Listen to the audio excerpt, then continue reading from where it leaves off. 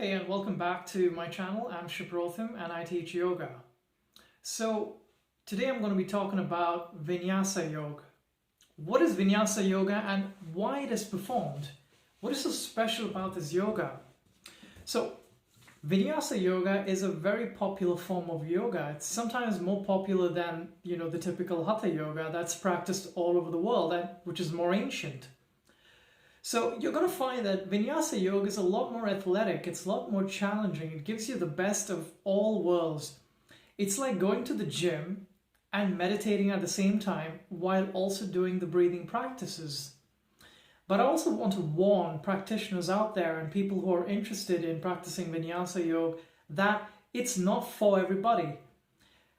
Before practicing Vinyasa Yoga, before taking up the practice, you have to have a certain capacity when it comes to, performing these jumpings and these movements and this flow.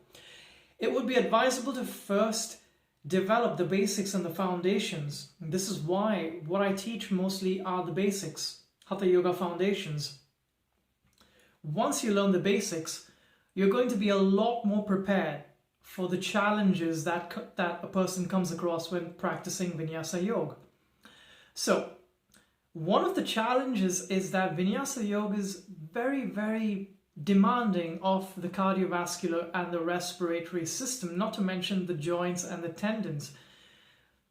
The flow can be slowed down. The pace of the flow, which is what I'm talking about, it can be slowed down, but it is said that if it's slowed down, it really won't give you the kind of benefits that it should normally give you, but it will give you the benefits. There should be no doubt about that. So as I said previously, you're better off practicing and mastering each and every individual posture. Take your time and be patient. So the way I teach posturing is with breathing, but I don't teach it in the Vinyasa style. So the Vinyasa Yoga style is a very athletic and warrior-based yogic style of practicing yoga. It was mostly practiced by the Kshatriyas or the warrior caste. In fact, T. Krishnamacharya, who revolutionized and brought out, is said to be the father of modern yoga, came up with this technique, or this technique was lost in time, and he had traveled hundreds and hundreds of kilometers and went to North India, and he met a great yogi called Rama Mohan Brahmacharya, I think. Okay, and he was a Bengali yogi. And from there, he learned certain techniques of practicing these vinyasas and these asanas with the use of breathing techniques. Because vinyasas are basically the performance of yoga asanas with proper breathing technique and a proper way to enter into an asana and come out of it. So there is a flow. So you don't just abruptly get into a posture and just, get into a position and stay there. It's like a choreography. There is a certain movement, a number of steps, and a sequence that's followed. Just like in a normal Hatha Yoga sequence, there are certain postures that are practiced in a certain serial order. So in the same way, vinyasas are practiced with a certain order in mind. It generally starts off with sun salutations. The one thing you will notice in Vinyasa Yoga is that when there is a forward bending movement, it will always, as a rule, it will always be accompanied by what's called a rechak, or an exhalation. Okay? And whenever there is an upward movement with when the head tilts back or when the body is arched backward, there's going to be a purak. Purak means to fill. Pura means to be full. Okay? So there is going to be an inhalation.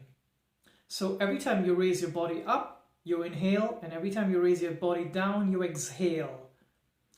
This forms the basis of all vinyasa practices and is very, very important. Now, secondly, when it comes to the flow, Vinyasa Yoga starts off just like in every other, yogic sequence. It starts off with the standing asanas, then it moves to the sitting, the twisting, then to the balancing, and eventually ends with the inversions. Okay? The other forms of yoga are a lot more,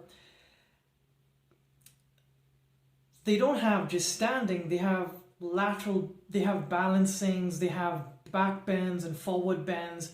What vinyasas do is that they give an order and a flow into this sequence of standing and then transitioning to sitting and then to lateral twisting and then towards forward bending and backward bending and so on and so forth.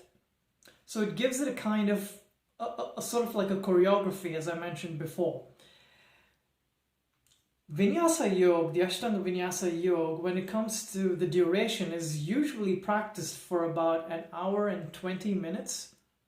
That is if you're really good at it. If you really want a really good session, it would take about an hour and 45 if you're just starting off as a beginner. But nowadays you find that some vinyasa courses have been, modified to suit beginners as well. So it can be done in an hour and 15 minutes, but traditionally it's roughly around an hour and a half. Okay, and it always ends with Shishasana, or the headstand, and then with Padmasana, or the lotus posture, and then into Shavasana, which is the corpse posture. There is no pranayam or mudra or meditation technique like you would find in Hatha Yoga, for example. You just perform the asanas with the pranayam, the Ujjayi breathing, and then you just end it with Shavasana. The one thing very peculiar about Vinyasa Yoga is that in practicing these asanas with the breathing techniques, you are in effect practicing even the mudras. You are also practicing the bandhas and the pranayam. And that's why it is one of the most wholesome of yogic practices. But again, as I mentioned, it is not for everybody. And if it is to be taught to everybody, it has to be modified in some form or another in order to suit the capacities of, people at large, beginners and intermediate students.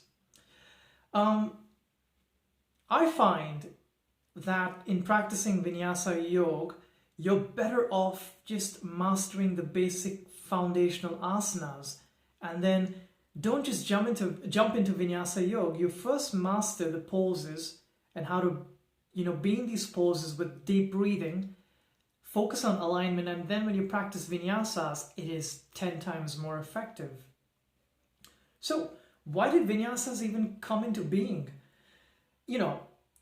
Every tradition of martial arts and every tradition of, like, Spartans had calisthenics, the Greeks had calisthenics. In the very same way, Indians had, the Kshatriyas, the warrior caste people, had this Vinyasa Yoga. So, it is basically a warrior form of practicing yoga. There are a lot of jumpings. It is, if you look at a traditional Vinyasa performance, you will look at the actual physical strain that the practitioner undergoes while performing these movements, and that's why it is so good for your fitness. It is so good in the way you train your lungs and your heart and your circulatory system. It is so beneficial to practice vinyasas in the winter season, during the rainy season. It gets so much energy into your system, and then you don't have to really practice the mudras, the bandhas, and the pranayam and do the meditation. It's all done then and there itself, and it's very therapeutic. However, as I mentioned before, you first need to master the asanas, the foundations, and you need to really understand what the right side of your body is doing with respect to the left side and bring them in alignment. Because mind you, if you don't do this and if you start practicing vinyasas, chances are that you will face injuries. And I'm just being an honest teacher. So when I teach vinyasas, I'm very careful. I don't force people into certain positions.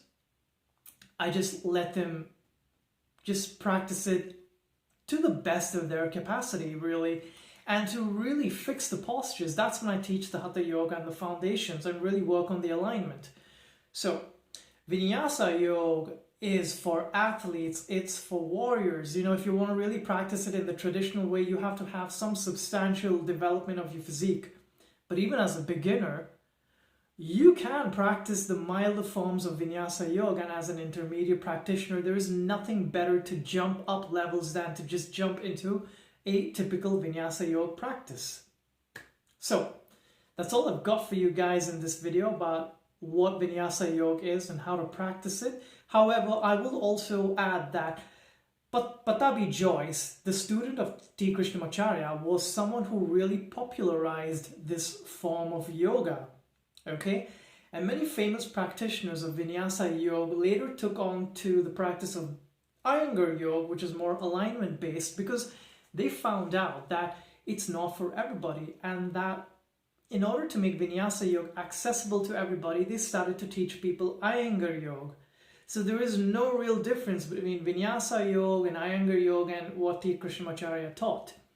I will end this video by leaving you guys with some key points when it comes to practicing Vinyasa Yoga. So, as a teacher of Vinyasa Yoga, I want to tell you that breathing is everything when it comes to the practice. You have to breathe in and out very deep and very profoundly, and it's got to rub through this part of your throat and your lungs. Okay? So, you need to breathe in and breathe out, and that's going to be 1 count. Every posture is held for 5 breaths. Okay, that's just the traditional length and amount of time. There's no counting. It's the amount of breaths that you take in and out. Secondly, you need to focus on the alignment, but also move your body along with the breath. So as I mentioned before, when you move down, you breathe out. When you move up, you breathe in. And this is very important. You never hold your breath. You always keep a flow.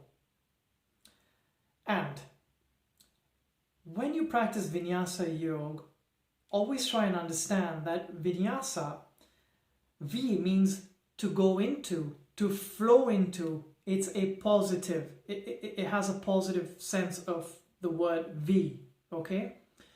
Nyasa means to be in a certain position, okay, or a state of being. So it's all about the flow. So always try to be in that state of flow and never stop the practice in between, because that's when the warmth of the body escapes, and that's when you lose out on the benefits. Okay, so even if you're not practicing the posture well, forget about it. Focus on the breathing and do it to your best ability.